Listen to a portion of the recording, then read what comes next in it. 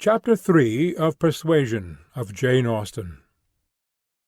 This recording is in the public domain. "I must take leave to observe, Sir Walter," said Mr. Shepherd one morning at Kellynch Hall, as he laid down the newspaper, "that the present juncture is much in our favour. This peace will be turning all our rich naval officers ashore. They will be all wanting a home. Could not be a better time, Sir Walter, for having a choice of tenants, very responsible tenants. Many a noble fortune has been made during the war. If a rich admiral were to come our way, Sir Walter—" "He would be a very lucky man, Shepherd," replied Sir Walter. "That's all I have to remark. A prize indeed would Kellynch Hall be to him, rather the greatest prize of all, let him have taken so many before, hey, Shepherd?" Mr. Shepherd laughed, as he knew he must, at this wit, and then added, "I presume to observe, Sir Walter, that, in the way of business, gentlemen of the navy are well to deal with. I have had some little knowledge of their methods of doing business, and I am free to confess that they have very liberal notions, and are as likely to make desirable tenants as any set of people one should meet with. Therefore, Sir Walter, what I would take leave to suggest is, that if in consequence of any rumours getting abroad of your intention, which must be contemplated as a possible thing, because we know how difficult it is to keep the actions and designs of one part of the world from the notice and curiosity of the other, consequence has its tax. I, John Shepherd, might conceal any family matters that I choose, for no one would think it worth their while to observe me.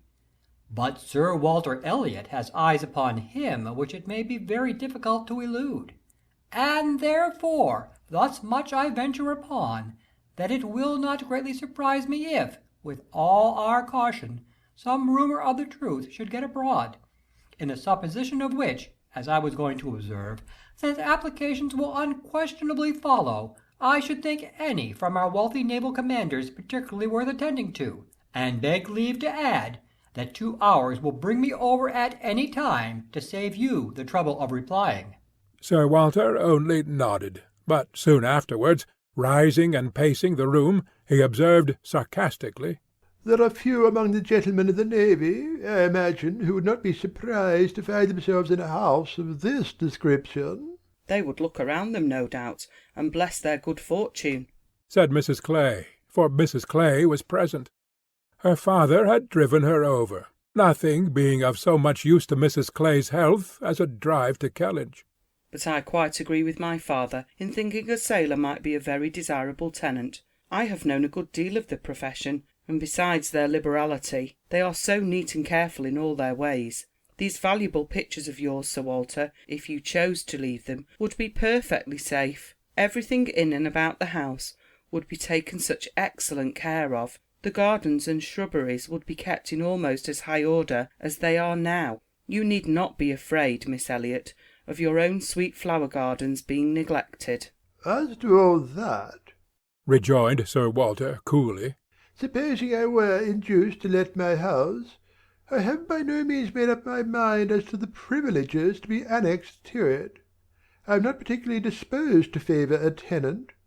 The park would be open to him, of course, and few navy officers, or men of any other description, can have had such a range.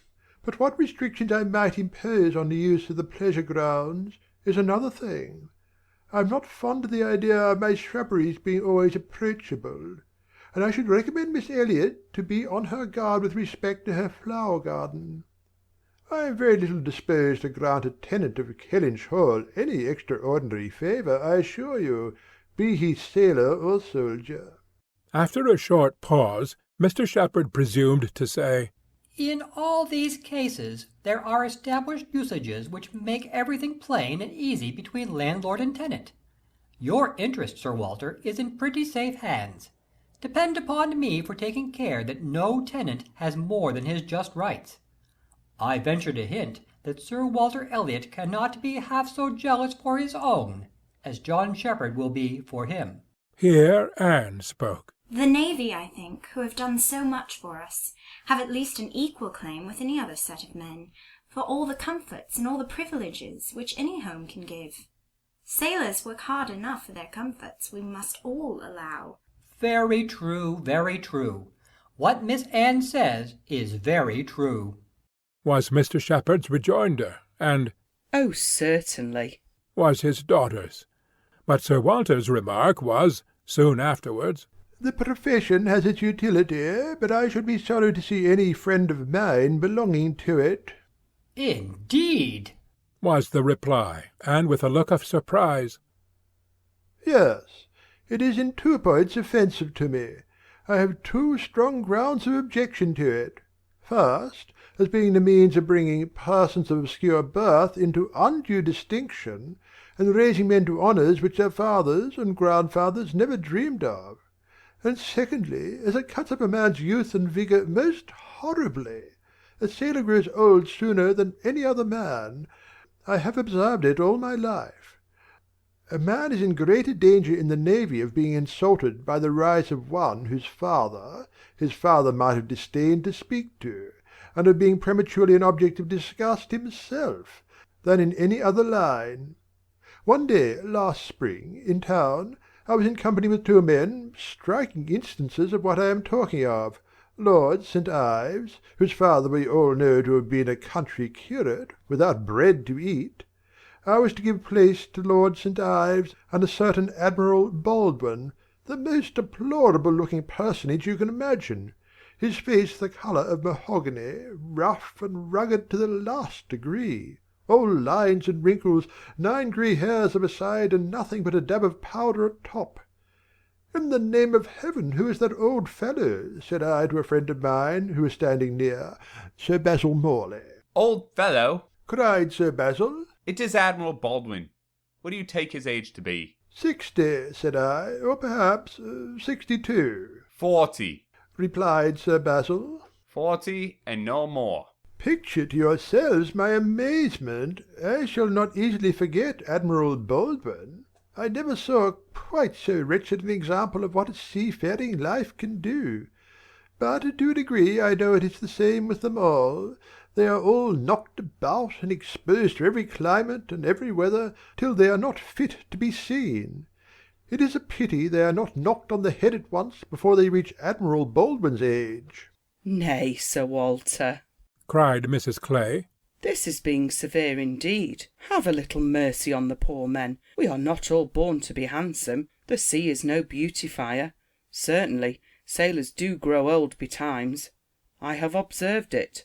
They soon lose the look of youth. But then, is not it the same with many other professions? Perhaps most other. Soldiers in active service are not at all better off, and even in the quieter professions there is a toil and a labour of the mind, if not of the body, which seldom leaves a man's looks to the natural effect of time. The lawyer plods quite careworn, the physician is up at all hours, and travelling in all weather, and even the clergyman." She stopped a moment to consider what might do for the clergyman. "And even the clergyman, you know, is obliged to go into infected rooms and expose his health and looks to all the injury of a poisonous atmosphere. In fact, as I have long been convinced, though every profession is necessary and honourable in its turn, it is only the lot of those who are not obliged to follow any, who can live in a regular way, in the country, choosing their own hours, following their own pursuits, and living on their own property, without the torment of trying for more. It is only their lot, I say, to hold the blessings of health and good appearance to the utmost. I know no other set of men but what lose something of their personableness when they cease to be quite young." It seemed as if Mr. Shepherd, in this anxiety to bespeak Sir Walter's good will towards a naval officer as tenant, had been gifted with foresight, for the very first application for the house was from an Admiral Croft, with whom he shortly afterwards fell into company in attending the quarter sessions at Taunton, and indeed he had received a hint of the Admiral from a London correspondent. By the report which he hastened over to Kellynch to make, Admiral Croft was a native of Somersetshire, who, having acquired a very handsome fortune, was wishing to settle in his own country, and had come down to Taunton in order to look at some advertised places in that immediate neighbourhood, which, however, had not suited him. That accidentally hearing, It was just as he had foretold, Mr. Shepherd observed. Sir Walter's concerns could not be kept a secret. Accidentally hearing of the possibility of Kellynch Hall being to let, and understanding his, Mr. Shepherd's, connection with the owner, he had introduced himself to him in order to make particular inquiries, and had, in the course of a pretty long conference, expressed as strong an inclination for the place as a man who knew it only by description could feel, and given Mr. Shepherd, in his explicit account of himself, every proof of his being a most responsible, eligible tenant. "And who is Admiral Croft?" was Sir Walter's cold, suspicious inquiry. Mr. Shepherd answered for his being of a gentleman's family, and mentioned a place, and Anne, after the little pause which followed, added, "He's a rear admiral of the White. He was in the Trafalgar action, and has been in the East Indies since. He was stationed there, I believe, several years." "Then I take it for granted," observed Sir Walter, "that his face is about as orange as the cuffs and capes of my livery."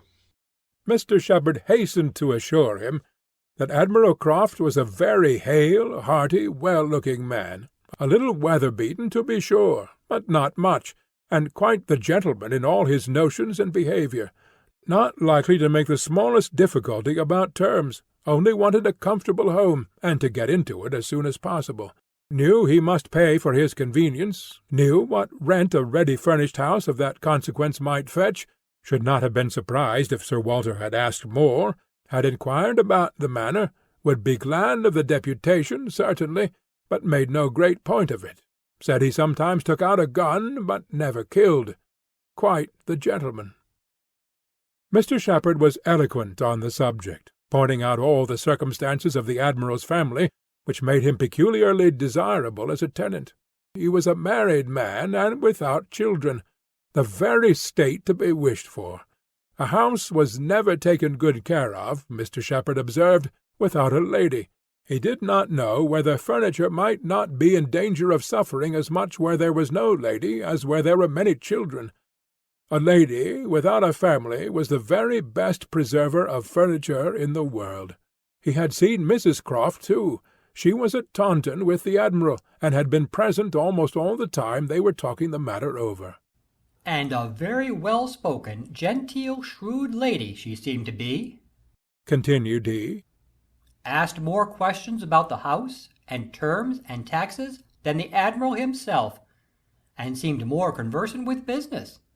And moreover, Sir Walter, I found she was not quite unconnected in this country, any more than her husband.